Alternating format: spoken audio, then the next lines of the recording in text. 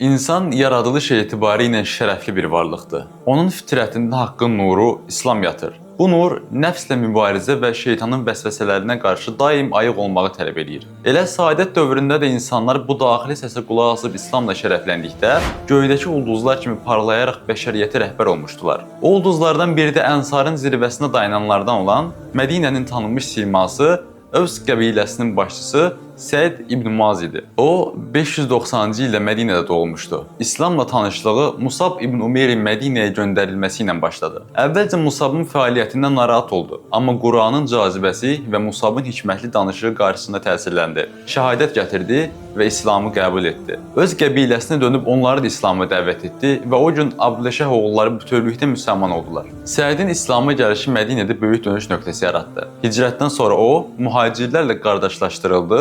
İkinci Əqaba biətində Peyğəmbərə sədaqət and içdi. O, həm Bədir, həm də Uhud döyüşlərində fədakarlıq göstərdi. Bədir döyüşündən əvvəl Peyğəmbərimiz sallallahu aleyhi və səlləm Ənsarın fikrini öyrənmək istədikdə, Səd ayağa qalxaraq belə dedi: "Ey Allahın Rəsulu, biz sənə iman gətirdik. Gətirdiyin Quranın haqq olduğuna inandıq. Səni itaat etməyə and içdik. Nə əmr etsən yerinə gətirərik. Sən dənizə girsən, biz də sənin ardınca girərik. Biz döyüşdən qorxmuruq.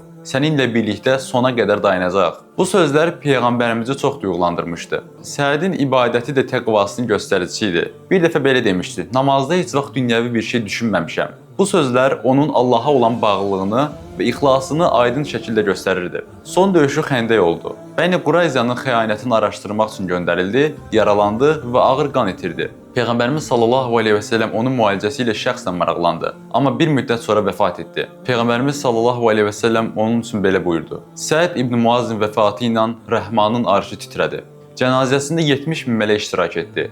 O, iman, ədalət və sədaqət örnəyi olaraq tarixdə iz qoydu." Qısa, amma mənalı bir ömür yaşayan Səd, 31 yaşında İslamla tanış olmuşdu və 37 yaşında şəhid oldu. Bu qısa ömür onun Allaha və Rəsuluna olan sarsılmaz bağlılığı ilə doluydu və onun həyatı bizə çox vacib bir həqiqəti göstərir. Bir insan Allaha təslim olduqda çox qısa bir ömrə belə əbədi bir iz sığdıra bilər.